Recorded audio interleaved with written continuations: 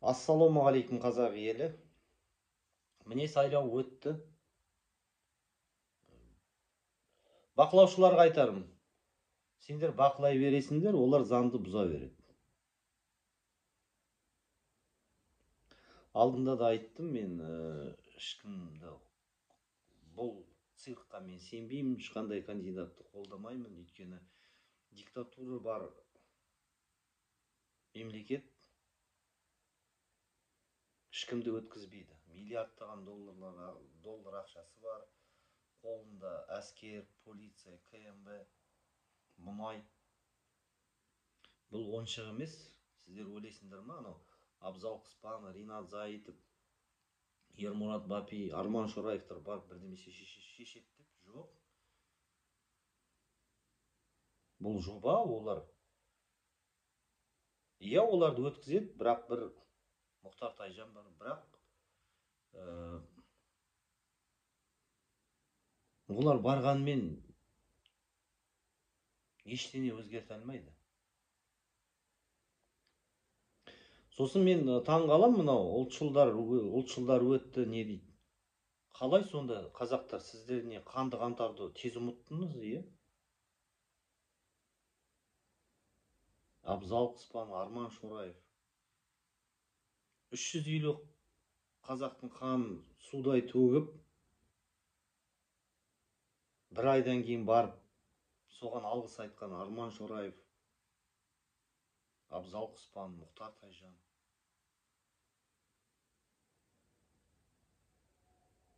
Енді қараңыздар, олар сол құрбан болған адамдар адам ғой, олар қой емес, мал емес. 350 адам өлді. 350 адам өлгесін орнына 350 адам сотталу керек қой.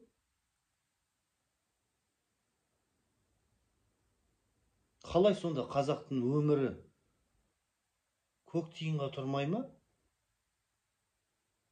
Бір қылмыскер сіздің туысыңызды өлтірсе, сіз арыз жазасыз, қылмыстық іс қозғалады. Өлтірген адамды іздейді, табады, жазалайды, соттайды. Қайдағы сайлауды айтып жатсыңдар? Қайдағы сайлау? 350 адамды өлтірген, 350 қылмыстық іс ашылған жоқ. Қалай біз соны ұмытып кетіп, болды, жарайды, өтті, кетті. Болмайды олай. Біз онда халық емеспіз, біз онда тобырмыз. Егерде эгоистпіз, біздің баламызды солай дүкенге баратқанда басынан снайпер атып өлтіріп, сосын әке шешесі жылап барғанда кім өлтірді, қылмыстық іс неге қозғалмайды? 350 адам. Қайдағы сайлау? Қайдағы жаңа Қазақстан? Нені айтып отырсыңдар, қазақтар?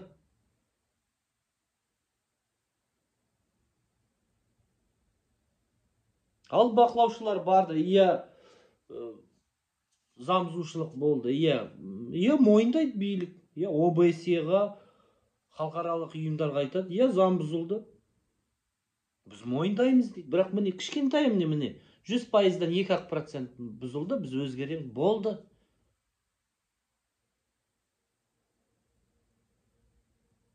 Сіздер бақылаушылар бұл сайлауды заңдастырып бердіңдер ғой.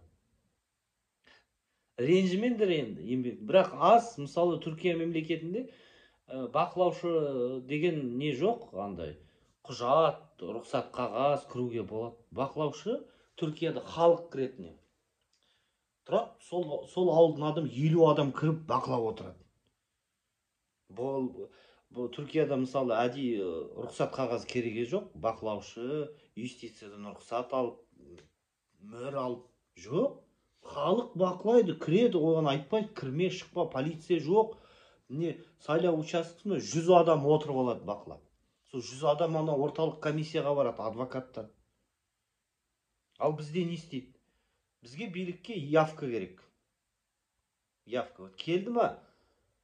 Сен қарсысың, против всех болсан да, бәрібір де ол біз ана орталық сайлау учаскесіне бармағанша мына жақта істелінген ана жаққа барып өздері суретін салып береді. Бірақ оларға явка керек. Явка 50%-дан асты ма, біз оны заңдастырып. Бірақ бақылау институты керек не ол? Бақылаушылар үйімін ашу керек, оған рұқсат қағаз беру керек. Халық бақыламағанша осылай бола береді. О халықпен санаспайды. Бұл халықты тобыр деп есептейді. Және мынау жаңадан келген Арман Шораев, Абзал Құспан, Ермұрат Бапи қайтадан бастайды бірдемесе, қайтадан бізді мынау 7 жыл адастырады. Тағы 7 жыл заяға кетеді. Тағы 7 жылда қазақтың жағдайы төмендейді. Өйткені бұл әділетсіздік. Заңсыз сайланған президент 2019-да халықтың дауысын ұрлап алған. Бұл қылмыс. Бұл қылмыс. Енді заңсыз сайланған президент заңсыз парламентке сайлау өткізіп жатыр.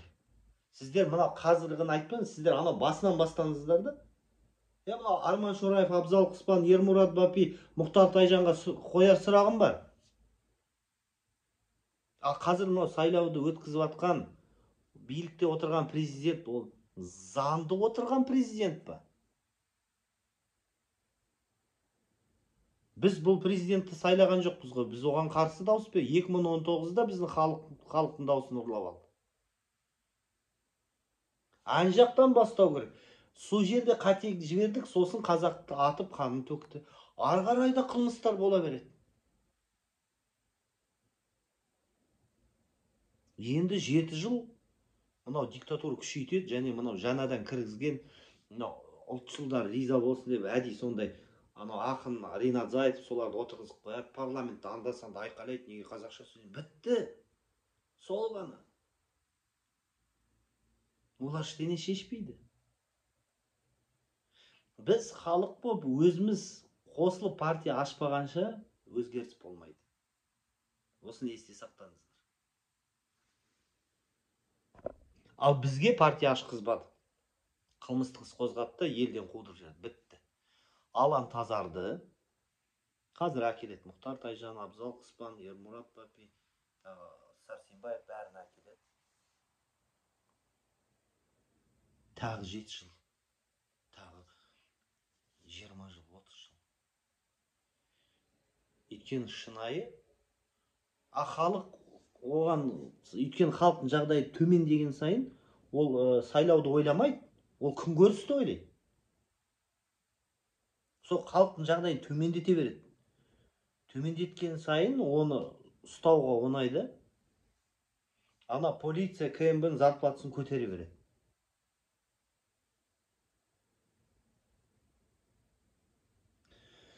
Өкінішке орай бізге әлі азаматтық қоғам қалыптасқан жоқ.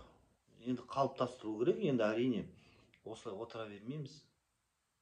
Сондықтан достар, ойланайық, хабарласыңыздар, ой пікірлеріңіз болса, біз енді осында отырмын, бірақ болды, ештеңе өзгермейді деп отырған жоқпыз.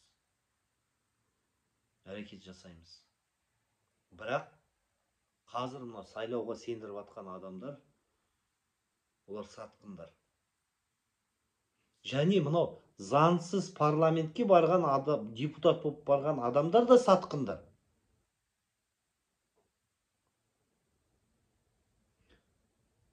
Ойлап анализ жасау керек. Бірінші, сайланбаған президент, халқына атуға бұйрық берген президент халқын ойлай ма? Ойлаңызшы, сіздің үйіңізге келіп, балаңызды атып тастайды да айтады, мен саған директор боламын. Сен сол директорға сенесің бе? Жоқ әрине.